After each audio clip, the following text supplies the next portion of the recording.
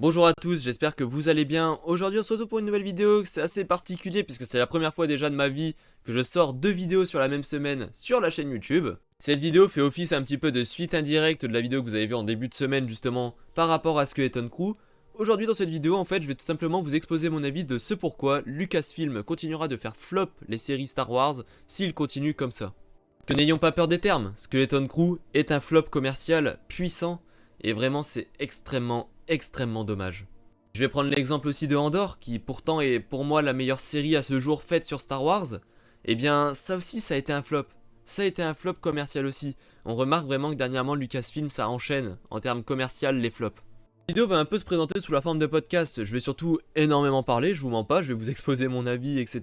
Je vais un peu tester ce format-là, je l'avais déjà fait plus ou moins il me semble sur une vidéo à l'époque où je parlais justement du mythe de Batman, alors c'était complètement autre chose, c'était pas du tout le même ton de vidéo, c'était pas la même chose vraiment, mais je pense que le format s'y adapte un petit peu plus. Je vous invite bien évidemment en commentaire à me dire ce que vous pensez de ce genre de vidéo, si vous aimeriez que je fasse plus souvent ça justement, une grosse vidéo la semaine plus une comme ça un petit peu en DLC j'ai envie de dire, ou si vous préférez justement le format avec un short, une vidéo. Voilà, n'hésitez pas à me le dire. Je vous invite aussi bien évidemment à vous abonner à la chaîne, à partager la vidéo, à la liker, et aussi comme je l'ai dit à donner votre avis en commentaire puisque le but de cette vidéo c'est une nouvelle fois de créer une réflexion, de débattre, toujours dans le respect bien évidemment. Parce que peut-être que des gens ne seront pas d'accord avec moi et c'est totalement ok. Ou peut-être qu'au contraire des gens seront d'accord avec moi et ça aussi c'est totalement ok. Donc voilà, n'hésitez pas. L'espace commentaire c'est un espace de libre expression j'ai envie de dire.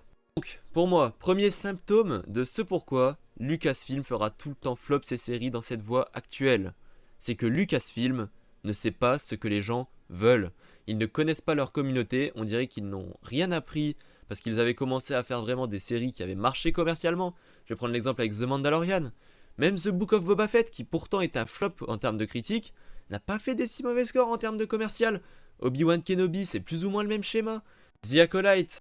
Mais ce qui est fort avec Lucasfilm, c'est que c'est sur ces séries-là où ils ont fait du dépassement de budget. C'est-à-dire que c'est là où ils ont dit on va allouer plus de budget justement pour faire des épisodes plus longs ou je ne sais pas. Parce qu'en réalité le problème de cette série que je viens de citer, que ce soit Boba Fett, que ce soit Obi-Wan ou que ce soit The Acolyte, c'est que c'est les séries qui ont globalement coûté le plus cher, clairement, c'est clairement les séries qui ont coûté le plus cher, et c'est les séries où on dirait qu'il y a justement eu le moins de budget. Alors je ne sais pas comment ils ont fait leur compte Lucasfilm, mais le problème c'est que les séries où ils allouent un budget titanesque, bah, c'est les séries où ça flop en termes critiques, je parle bien évidemment. Commercialement, je sais même pas s'ils ont un retour sur investissement, c'est parce que tellement ils font un dépassement de budget par moment, notamment avec le marketing qui s'y approprie, bien évidemment. Parce que Lucasfilm, c'est ça aussi le problème, c'est qu'en termes marketing, ils y sont trop et en même temps ils y sont pas assez. Exemple, la promotion de The Acolyte, j'en parlais dans la vidéo de The Skeleton Crew, hyper agressive. Ça a été hyper agressif pour au final quelque chose de pas terrible. Skeleton Crew, un bon résultat artistique, une promotion catastrophique, inexistante même je dirais. Ça montre une chose, c'est que les dirigeants de Lucasfilm, parce que là ce n'est pas dû au créateur bien évidemment, il faut savoir que les gens comme Dave Filoni, Jon Favreau, John Watts, ou même Leslie Headland pour The Acolyte, ne sont pas ceux qui sont décidataires bien évidemment de la promotion ou même des budgets alloués. Ça c'est la direction, donc on parle bien évidemment de Kathleen Kennedy, je pense qu'on en a déjà assez parlé de cette femme qui pour moi est un des problèmes majeurs de ce pourquoi les séries flop, c'est que cette chère madame ne connaît tout simplement pas Star Wars. Elle n'a jamais eu les épaules, j'avais fait une vidéo aussi bien là-dessus donc je vais être assez bref sur elle. Elle n'a jamais eu les épaules de diriger les Lucasfilm tout court. Elle n'a jamais eu les épaules de diriger un univers comme Star Wars, elle ne le connaît pas. Faut dire ce qui est, elle ne le connaît pas. De toute façon, vous regardez la carrière de Kathleen Kennedy avant Lucasfilm, elle n'a rien réellement fait par elle-même. Elle a été dans les bons papiers de Steven Spielberg, elle n'était pas une productrice extrêmement présente non plus, c'était pas Kathleen Kennedy qui aurait dû prendre les rênes de Star Wars. Alors beaucoup voudraient que ce soit Dave Filoni.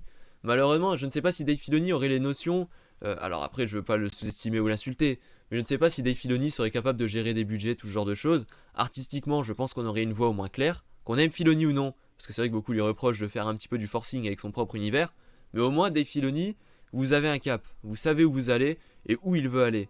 C'est-à-dire que Star Wars ne part pas en couille, il sait où il va, point final.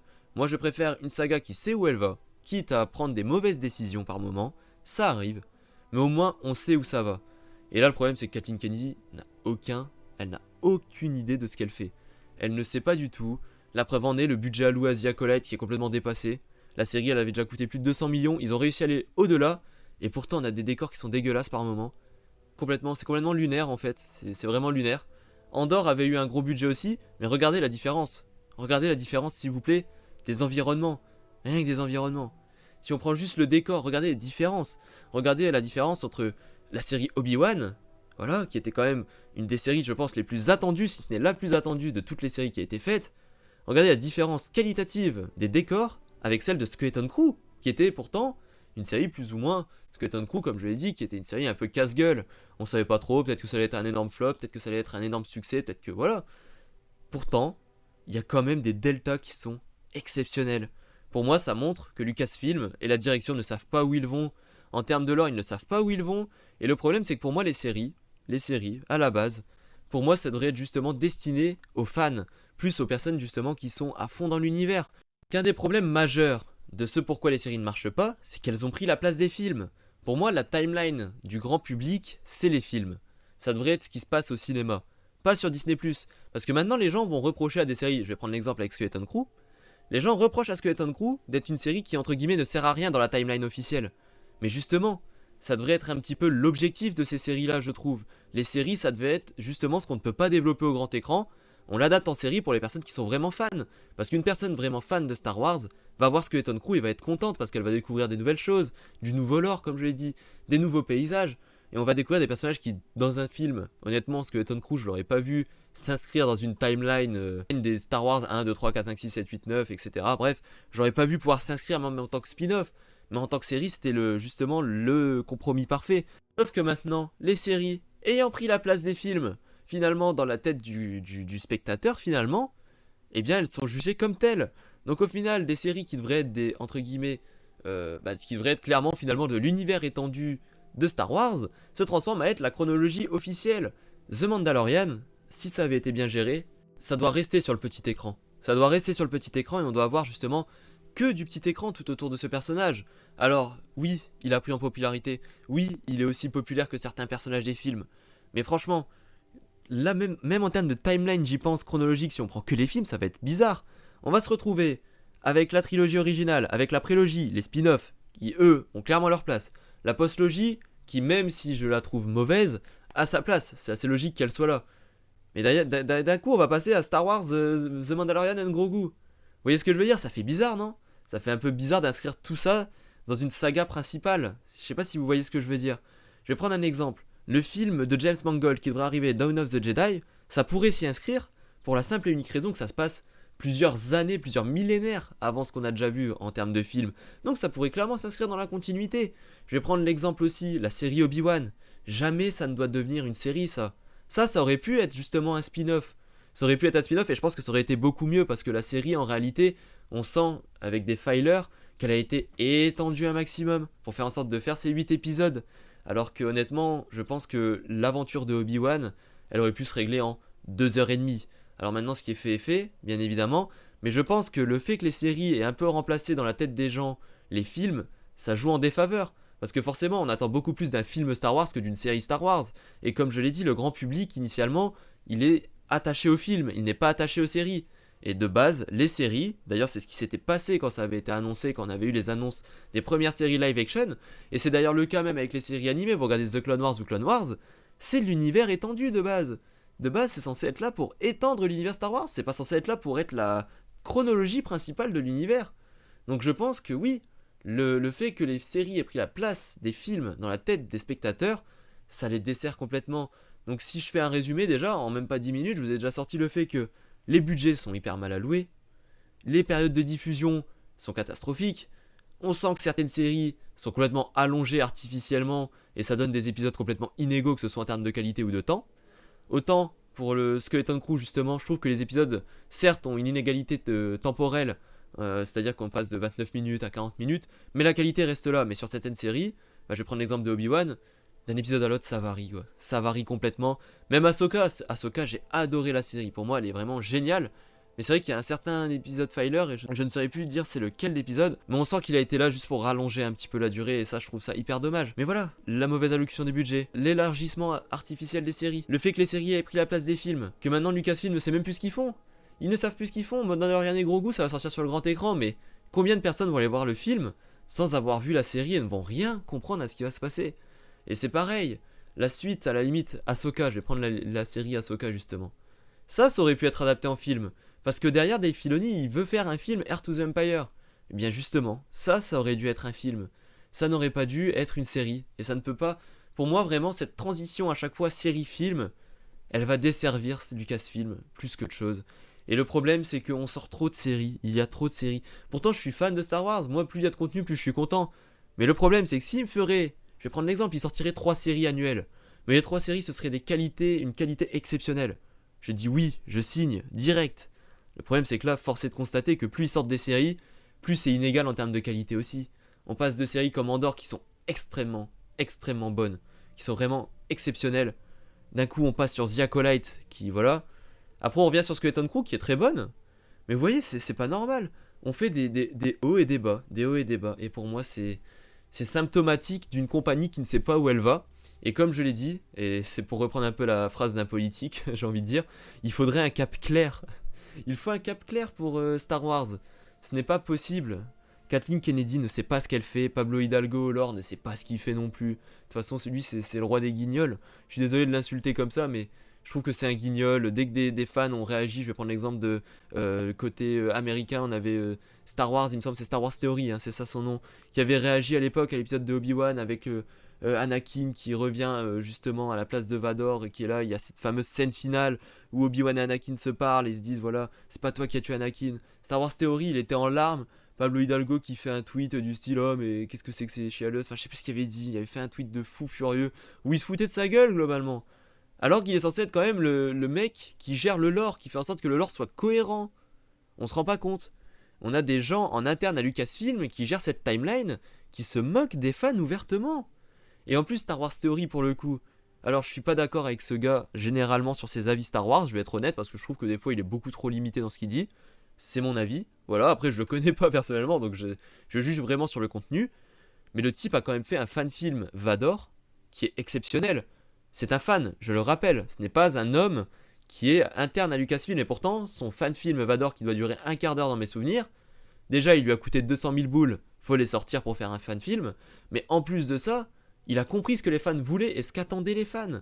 Je ne dis pas qu'il faut faire une série Vador sur Disney+, de toute façon je pense que ce serait très intéressant honnêtement, en fonction de qui l'a fait. Parce que si on va nous sortir quelqu'un comme Dave Filoni pour la faire, je suis partant à 100%. Si on nous sort quelqu'un comme Leslie Headland pour la faire, j'annule complètement la série, je suis pas d'accord. Je suis pas d'accord du tout, vous voyez. Ceci étant, ça montre vraiment que Lucasfilm n'a aucun cap clair. Quand on regarde Jon Favreau et Dave Filoni, eux ils ont leur cap. Ils ont fait The Mandalorian, ils ont fait Ahsoka, ils ont créé ce fameux Mandoverse. On sait où ça va, on sait ce qu'ils font. Et là, on est rassuré avec eux. Même s'il y a eu The Book of Boba Fett, qui a pas été terrible. Alors moi je trouve qu'il y avait vraiment des bonnes qualités, j'aurais bien aimé une saison 2 parce que je trouve que c'est une série justement qui méritait d'avoir sa chance. Je trouve qu'elle méritait sa chance. La saison 1 avait ses défauts, elle n'est pas parfaite du tout. Mais je trouve que c'est dur de pas faire une saison 2 justement.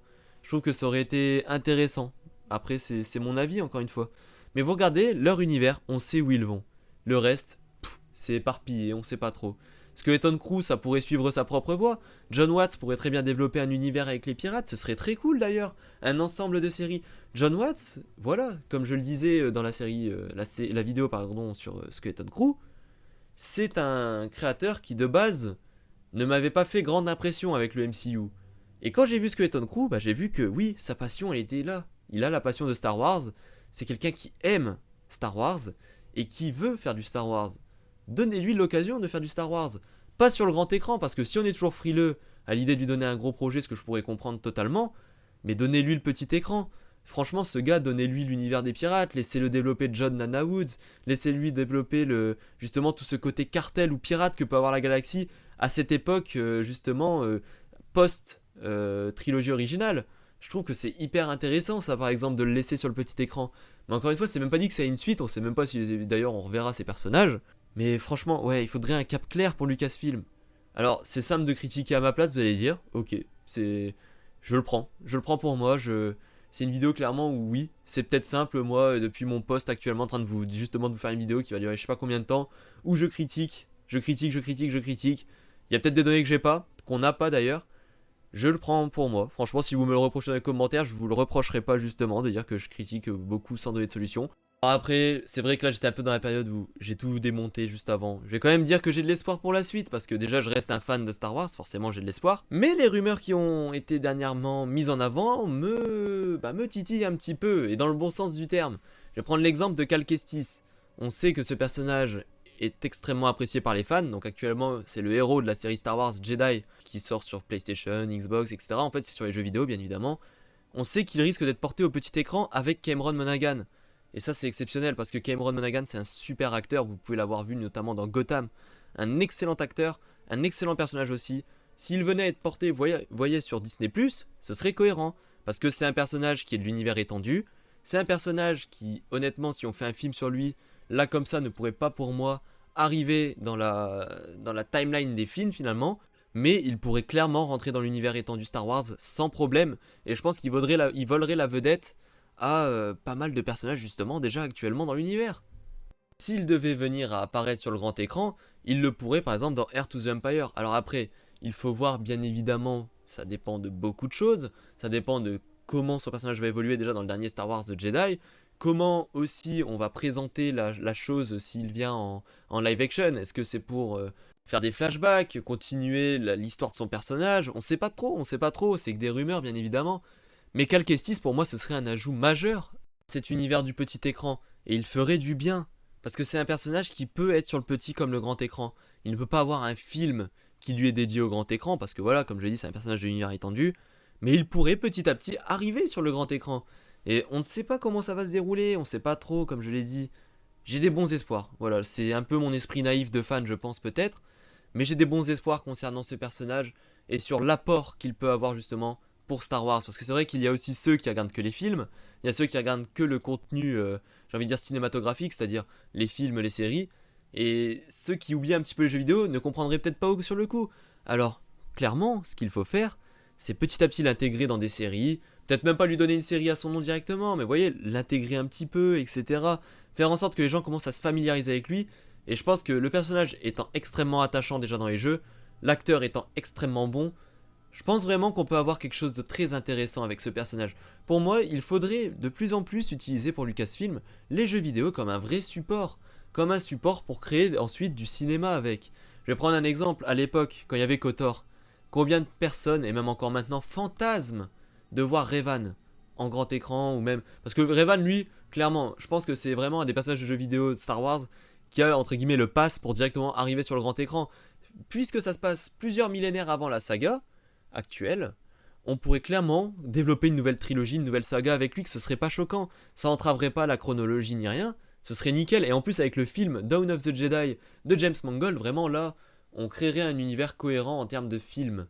Mais le problème c'est que je sais, enfin ça doit pas être dans les plans à mon avis, déjà ils galèrent à faire leur KOTOR remake qu'ils ont annoncé comme des dingues une fois à un salon de jeux vidéo. On a eu les images de Revan et tout, bien pour nous hype, au final c'est un bordel complet, j'espère que le jeu ne sortira jamais d'ailleurs, parce qu'il a changé au moins 3 fois de directeur artistique, et les 3 directeurs artistiques, ils voulaient patcher la moitié des choses qui étaient réellement faites dans le film, enfin dans le jeu, pardon.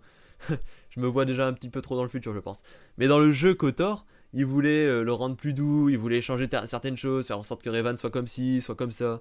Enfin bref, ils voulaient trop faire de l'idéologie dessus, alors que on vous demande un remake, les mecs. On veut juste peut-être à la limite un gameplay plus nouveau, mais on veut la même histoire. Pourquoi vous voulez changer une histoire qui est déjà parfaite?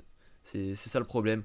Vous prenez SW-Tor. Putain, SW-Tor c'est la même chose quoi. Vous prenez juste le jeu SW-Tor, si vous l'adaptez sur l'écran, que ce soit le petit ou le grand écran, vous avez au moins 50 contenus. Vous avez au moins 50 contenus. Vous pouvez faire une série de au moins 6 saisons. Si vous faites des films, vous pouvez au moins faire une trilogie sûre. Rien qu'avec SW-Tor. Avec KOTOR, c'est la même chose, vous pouvez faire. Surtout que KOTOR, on a eu KOTOR 2, on n'a pas eu KOTOR 3 justement, parce que c'est devenu... Alors ce qui fait un petit peu office de KOTOR 3, c'est le fameux roman qui se nomme Revan, etc. Mais, putain, on peut faire tellement de choses à partir des jeux vidéo Star Wars, et c'est tellement sous-estimé, j'ai l'impression aussi, par justement Lucasfilm.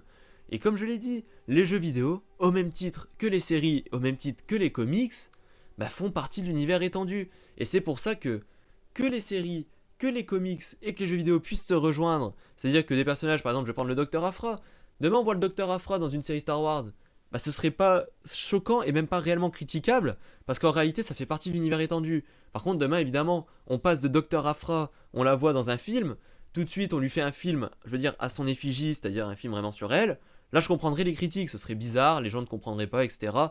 Mais l'univers étendu, c'est les séries. Et ça revient en fait, tout mon développement revient à ce que je disais de base. Les séries de base c'est de l'univers étendu, ça doit être des histoires qu'on regarde pour le plaisir, et que si entre guillemets on ne les voit pas, eh ben ça ne doit pas pénaliser le spectateur dans sa vision de la saga Star Wars. Alors après, bien évidemment, les séries doivent avoir des enjeux, il doit avoir une bonne histoire, etc. Mais ce que je veux dire, c'est que demain, la personne qui regarde Star Wars 1, 2, 3, 4, 5, 6, qui regarde le 7, 8, 9 et qui regarde les spin-offs, s'ils voient des personnages qui viennent des séries, ils ne doivent pas être en mode oula, mais qui c'est? Et c'est ça le problème que j'ai avec Mandalorian et Grogu, c'est qu'il va apparaître sur le grand écran, les gens ils vont se dire mais bon, après, Grogu, tout ça, c'est quand même compliqué, c'est vrai. C'est quand même un personnage très populaire. Mais ce que je veux dire, c'est qu'il y a quand même. Il faut prendre ce segment de personnes qui n'ont pas vu les séries en question et qui vont se dire, mais qui c'est ce mec? Ou bien ils vont savoir qui c'est, mais ils vont pas comprendre l'histoire parce qu'ils ont juste pas regardé.